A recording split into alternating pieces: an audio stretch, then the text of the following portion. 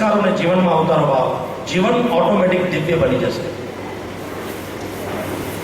તો 9 દિવસ સુધી રામચરિત માનસને માધ્યમ બનાવી અને જે મેં પોથી ખોલી હતી બાપ, 9 દિવસની આ કથામાં મેં તમને ઘણું બધું શ્રવણ કરાવ્યું.